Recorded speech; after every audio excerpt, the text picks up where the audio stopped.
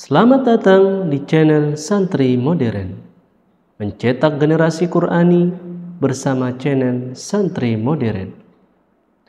Pada kesempatan kali ini, kita akan mendengarkan nasihat singkat bersama narasumber kita, Al-Ustaz Isa Abdullah LC Hafizahullah Ta'ala.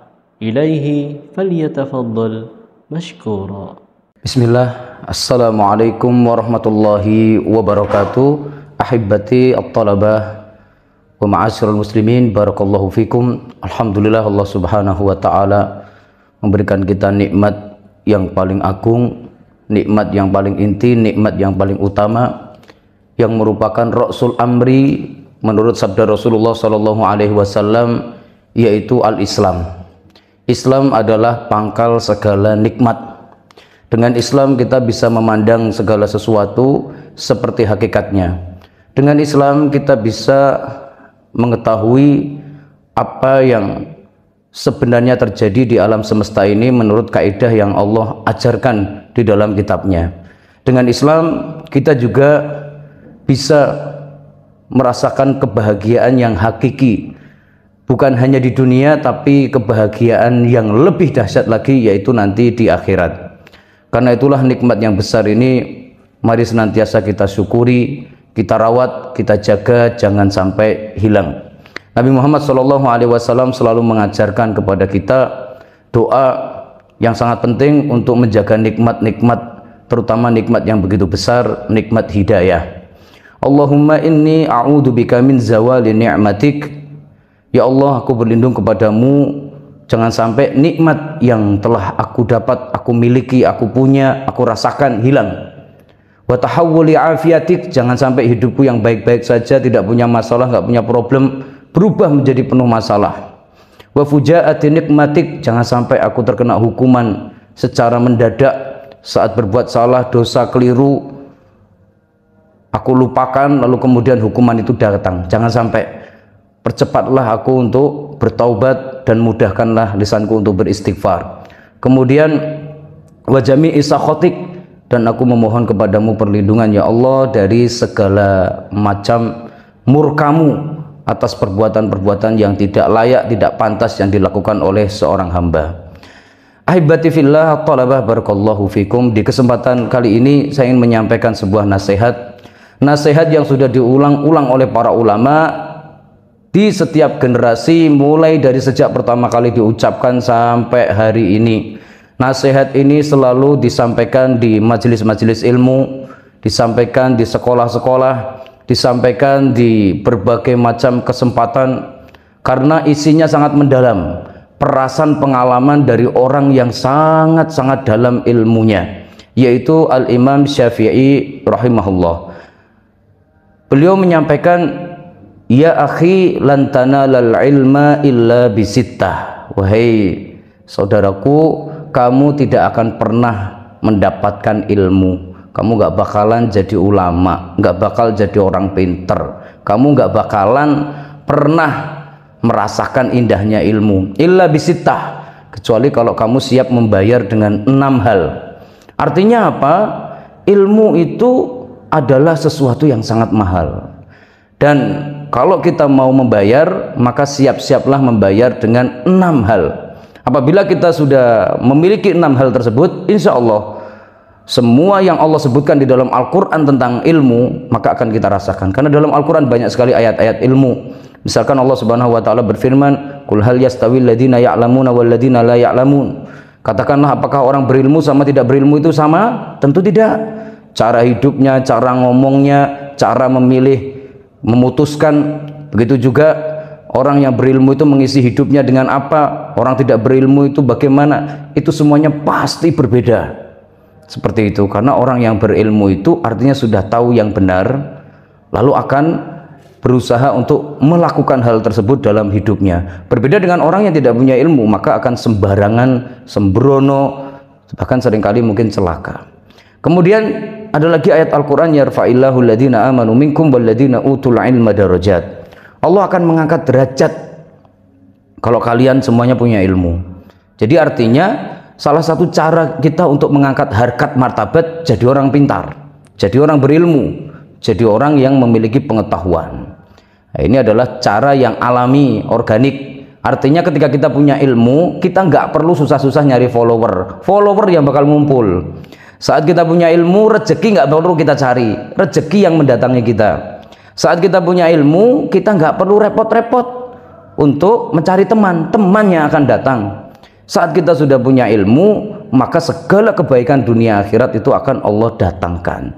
Man yuridillahu bihi khairan yufaqihu fiddin. Dalam hadis riwayat Imam Bukhari dari Muawiyah bin Abi Sufyan, Rasulullah SAW bersabda, barang siapa yang hendak Allah beri kebaikan, maka cirinya, tandanya, alamatnya, dia akan diberi pemahaman yang mendalam tentang agama ini.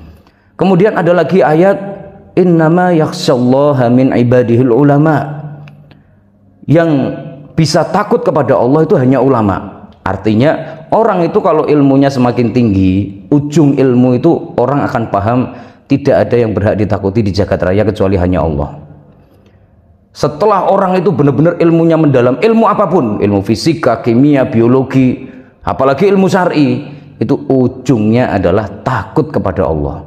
Makanya kata Abdullah bin Mas'ud, man khasyallah, barang siapa yang takut pada Allah, berarti dia sudah punya ilmu tuh, sudah punya intinya ilmu. Jadi artinya semua keindahan ilmu itu tidak akan pernah kita dapat, tidak akan pernah kita rasakan, kecuali kita kalau siap membayar dengan 6 hal. Nah, 6 hal itu apa? Sa'umbika an tafsili habibayan, kata Imam Syafi'i, saya akan jelaskan secara detail 6 hal tersebut.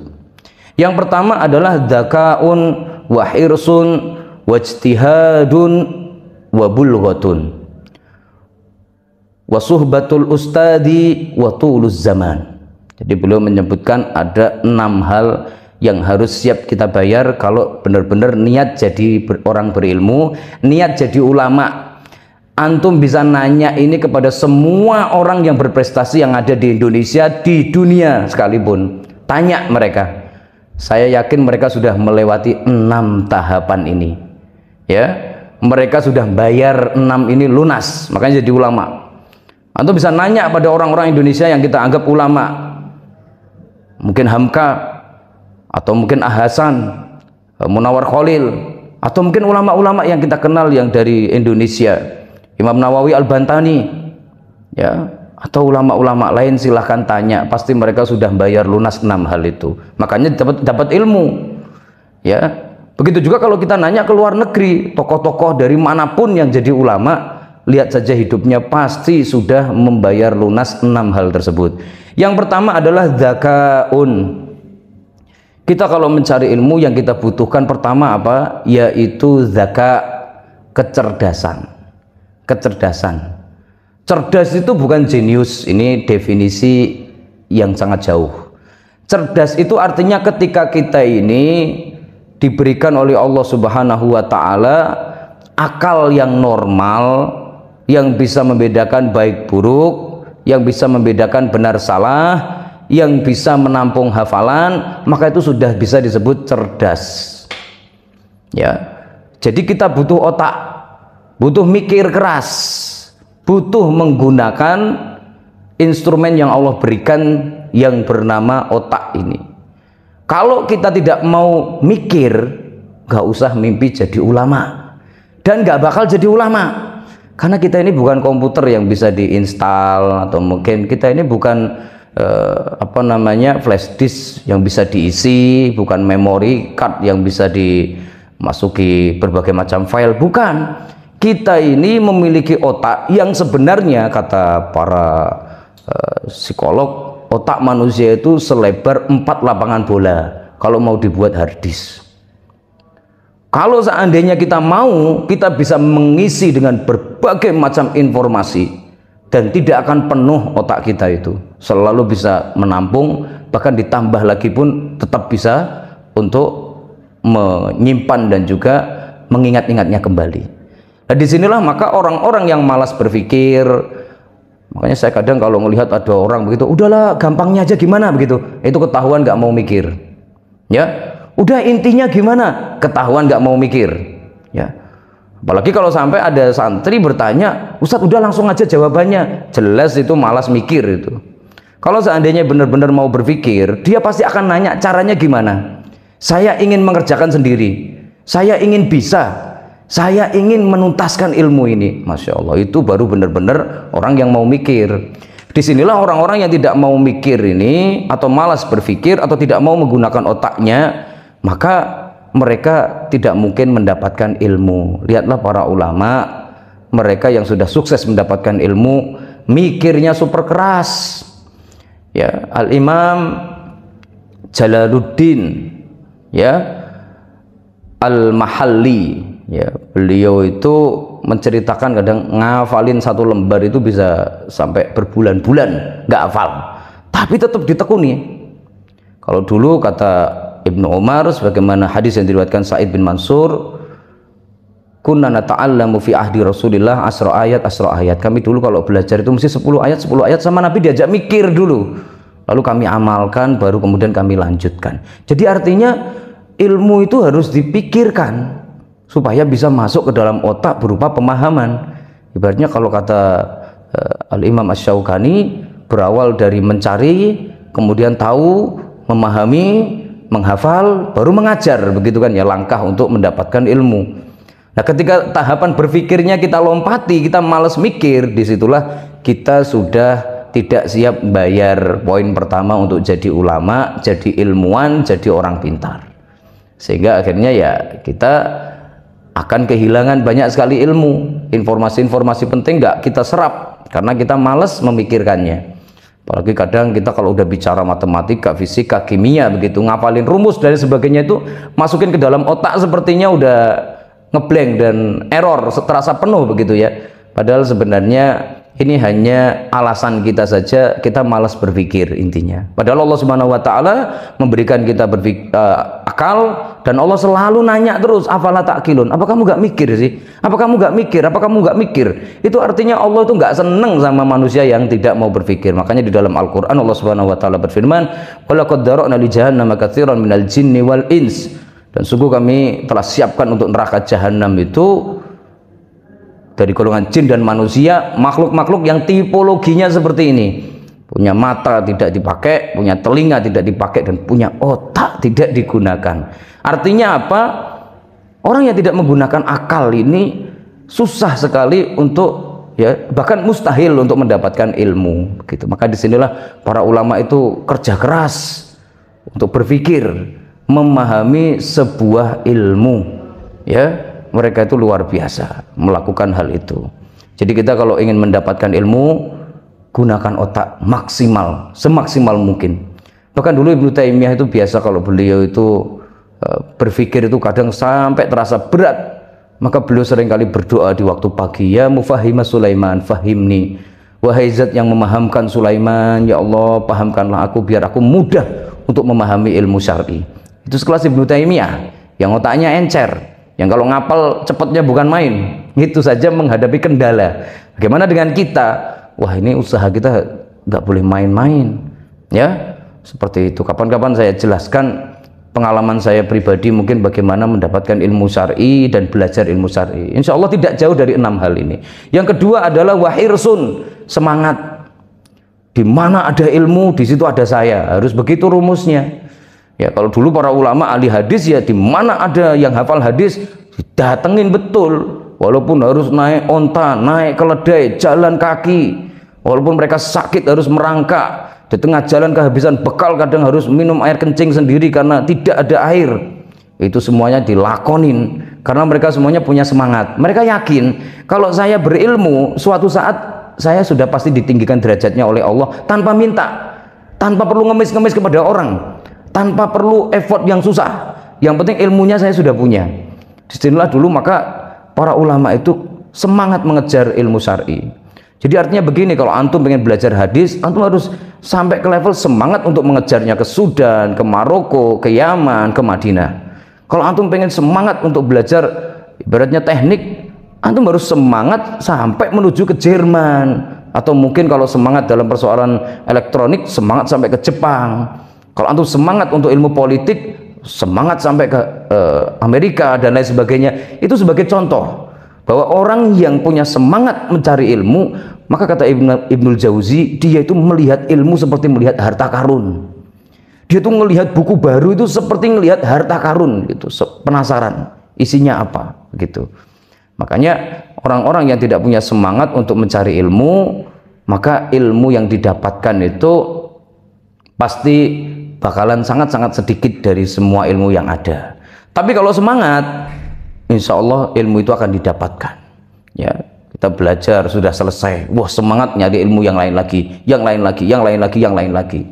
Sudah semangat nih, Al-Quran, alhamdulillah 30 juz, semangat nyari sanad. Habis nyari sanad yang ali, bukan sanad doang.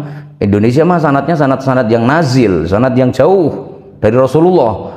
Kalau kita memang serius, datang langsung tuh ke Yaman, ke Suriah atau kemanapun, nyari yang sanadnya lebih tinggi.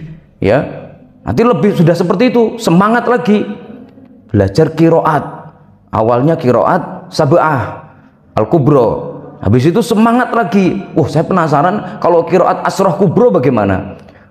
Setelah selesai semuanya, nanti kemudian belajar lagi. Nah, itulah yang disebut semangat. Dulu para ulama itu tidak pernah berhenti dari sebuah pencarian.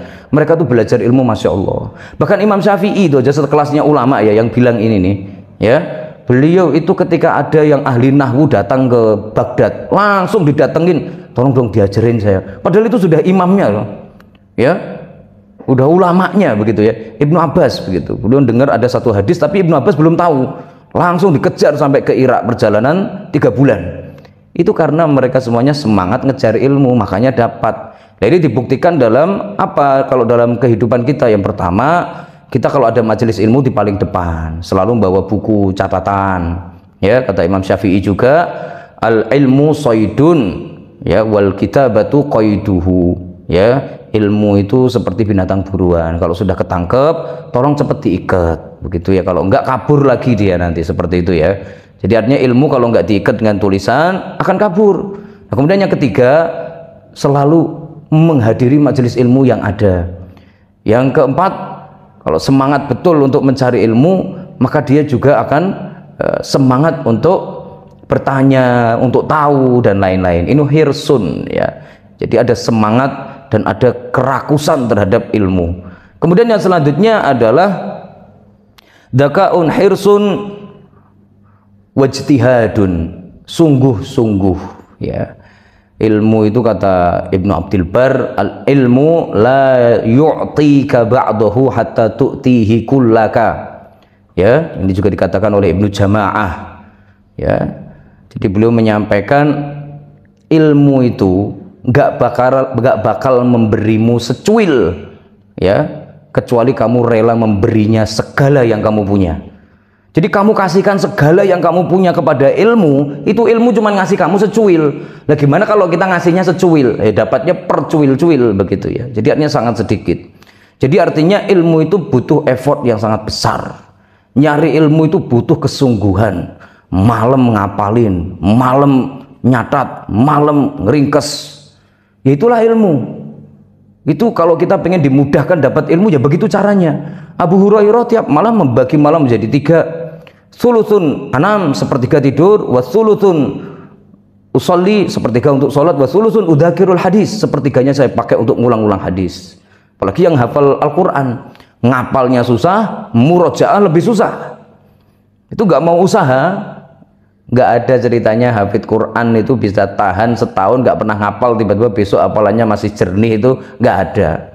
Ya, jangankan seperti itu. Sekarang kita hafal 30 juz sekali duduk, gara-gara 1 maksiat 2 maksiat saja kadang kita itu hafalannya sudah error. Jangankan sekelas itu, yang ada di Mekah Madinah saja itu imam-imamnya itu juga sering kali keliru. Disinilah maka para ulama sering kali mengingatkan bahwa ilmu syar'i itu beda sekali dengan ilmu-ilmu yang lain.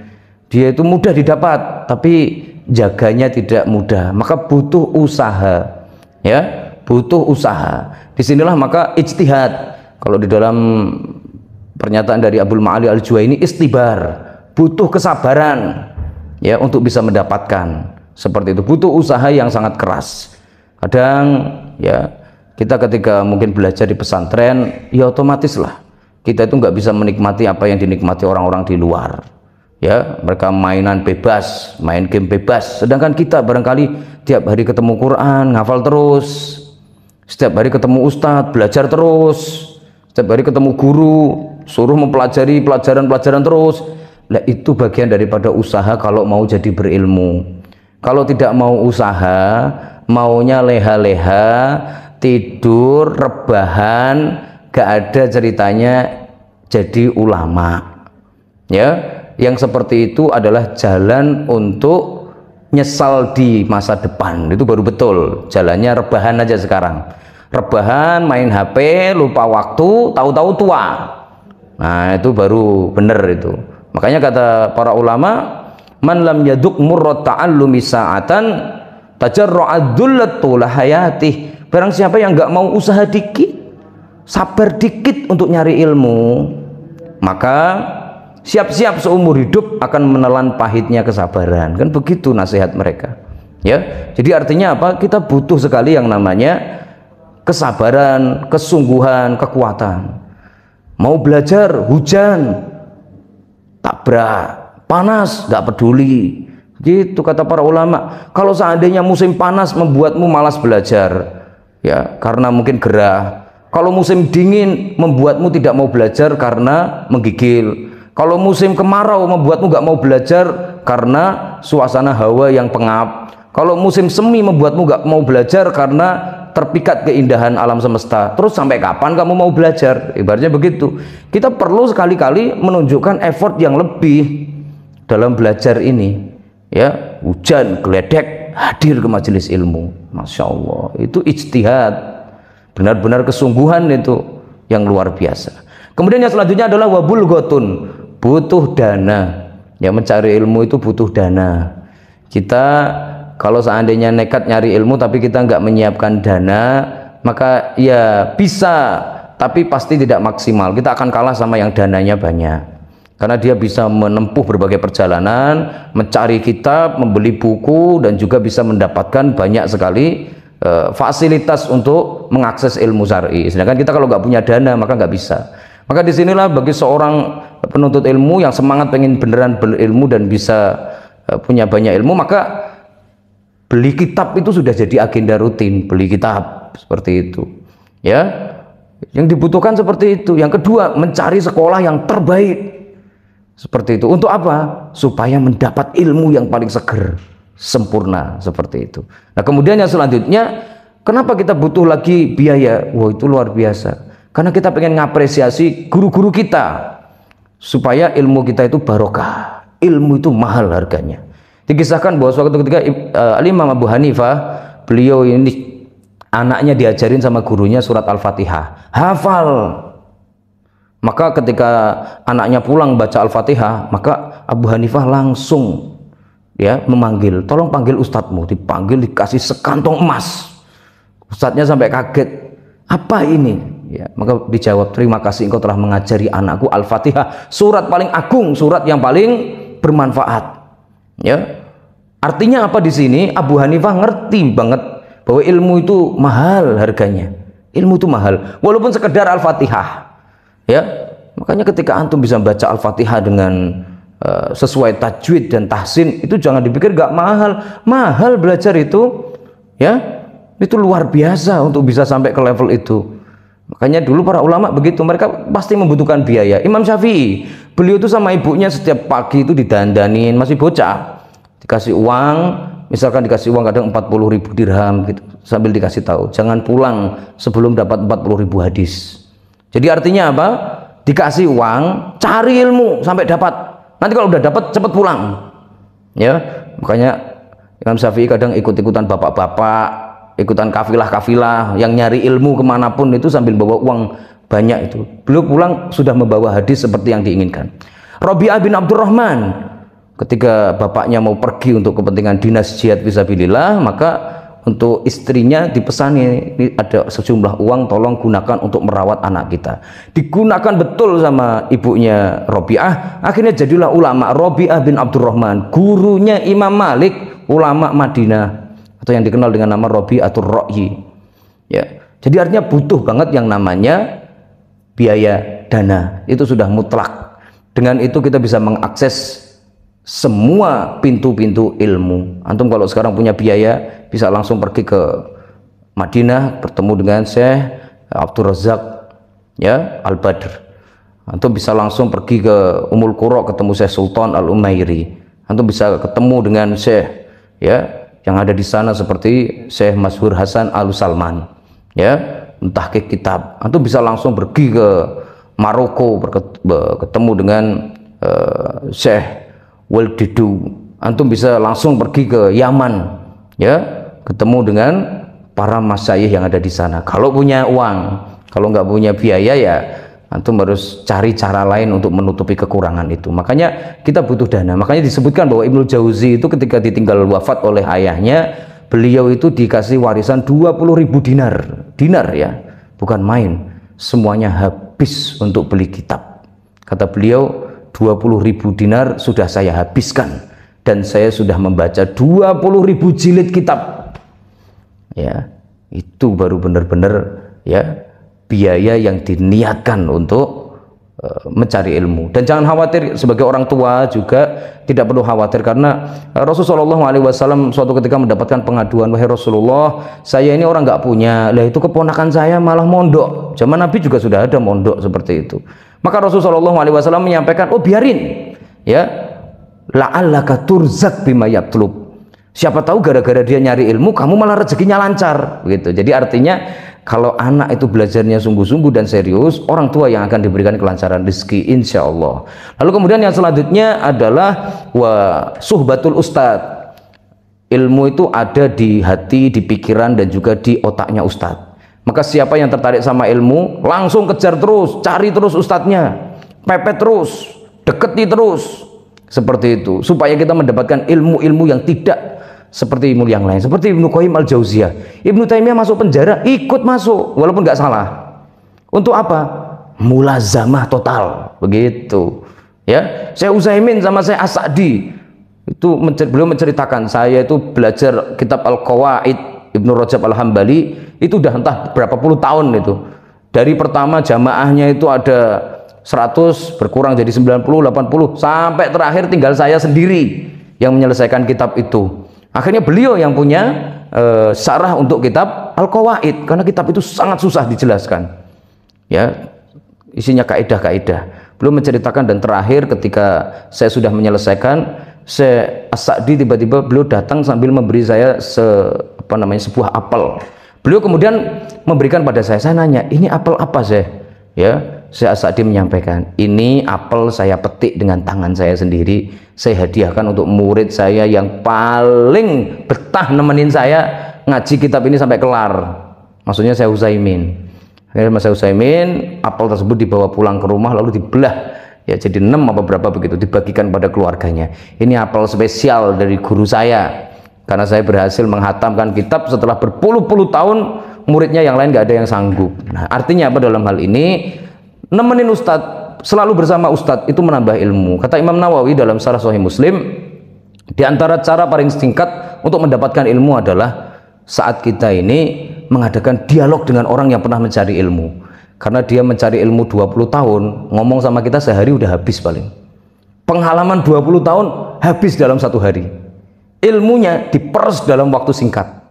Makanya kita yang nggak bisa mengadakan perjalanan kemana-mana, kalau ada ulama datang, cepet deketin, cepet ajak bincang-bincang, maka ilmunya akan disampaikan semuanya, perasan-perasannya seperti apa.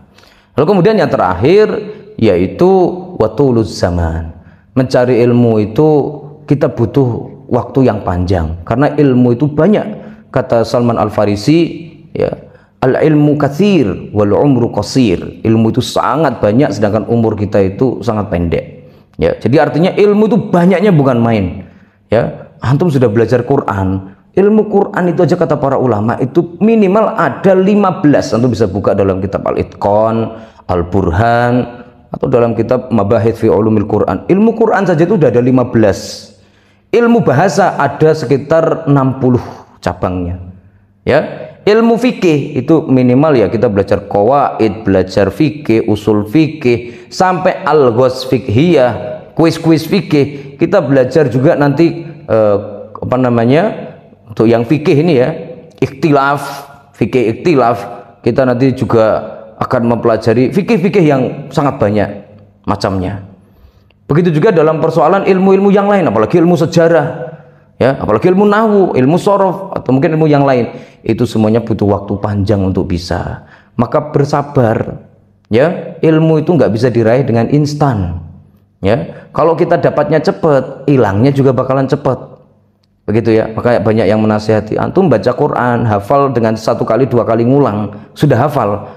Nggak mungkin sama dengan orang yang hafalnya ngulang 100 kali, gitu ya. Makanya beberapa dipaksa, walaupun sudah hafal tetap diulang 100 kali, sehingga nanti akan menghasilkan ilmu yang benar-benar sempurna, begitu ya, secara hafalan dan lain-lain. Jadi artinya untuk yang terakhir ini kita butuh waktu yang lama. Kalau mungkin antum butuh waktu SD, SMP, SMA, S1, S2, doktoral, sampai nanti profesor, sampai teruskan lagi, ya. Saya selalu menyampaikan TK 2 tahun, ya, atau 1 tahun, SD 6 tahun, SMP 3 tahun, SMA 3 tahun, S1 4 tahun, S2 3 tahun, ya, S3-nya 3 tahun, untuk sampai profesor mungkin sekitar 5 tahun, ya. Ini semuanya waktu, ya. Kalau antum bisa jalaninya dengan penuh sabar, antum akan sampai pada hakikat ilmu. Tapi kalau nggak sabaran, pengennya instan, pengennya cepet, pengennya buru-buru untuk dapat ilmu, maka juga akan cepat hilang dari otak kita. Disinilah maka dulu para ulama itu mereka mengatakan seperti kata Imam Ahmad, thalabul ilmi minal mahdi ilal lahdi. Mencari ilmu itu dari sejak kita digendong sampai nanti kita diantar ke kuburan, ya. Kata beliau, innama atlubul ilma ila an adkhulal qabra. Saya akan terus mencari ilmu sampai saya masuk kuburan pokoknya. Di dalam hadis Rasulullah SAW bersabda, la yasba'ul mu'min min khairin yasma'uhu hatta yakuna muntahahu fil jannah. Seorang mukmin gak akan pernah kenyang untuk mendengarkan ilmu sampai nanti ujungnya di surga pokoknya. Jadi artinya apa? Ilmu butuh waktu. Ya, belajar itu misalkan ilmu usul fikih, ini kan isinya rumus, kaidah. Mau nggak bisa cepet, harus dipelajari kaidah per kaidah, dipraktekkan satu-satu. Matematika nggak bisa cepet. Yang bisa cepet itu mungkin sejarah, geografi, mungkin IPA, ya, mungkin bisa dicepetin. Yang sifatnya pemahaman, asal kita kuat baca, insya Allah. Tapi untuk ilmu-ilmu nahwu, sorof, begitu juga ilmu hadis dan lain, itu semuanya butuh waktu yang sangat panjang biar sampai mateng dan kita faham. Kalau cuma sekali 2 kali, tidak mungkin kita akan mendapatkan ilmu itu. Wallahu a'lam bishawab. Ini 6 nasihat dari Imam Syafi'i rahimahullah. Beberapa ulama menyebutkan bahwa yang mengatakan ini sebenarnya bukan Imam Syafi'i, tapi Al-Imam Abdul Ma'ali Al-Juwaini yang bermadhab Syafi'i. Tapi wallahu a'lam bishawab, yang jelas kita bisa menemukan ini juga di dalam kitab Diwanul Imam Syafi'i, ya, artinya kumpulan syair-syairnya Imam Syafi'i. Mudah-mudahan Allah Subhanahu wa taala memberikan kita rezeki ilmu, menjadikan kita semuanya ahli ilmu, dan Allah Subhanahu wa taala memudahkan langkah kita menapaki jalan untuk meraih ilmu. Wallahu a'lam bishawab. Hayyakumullah wa baraka fikum. Subhanakallahumma wa bihamdika asyhadu an la ilaha illa anta astaghfiruka wa atubu ilaik. Assalamualaikum warahmatullahi wabarakatuh. Terima kasih pemirsa sudah menonton video kami. Jangan lupa like, subscribe, share, and comment.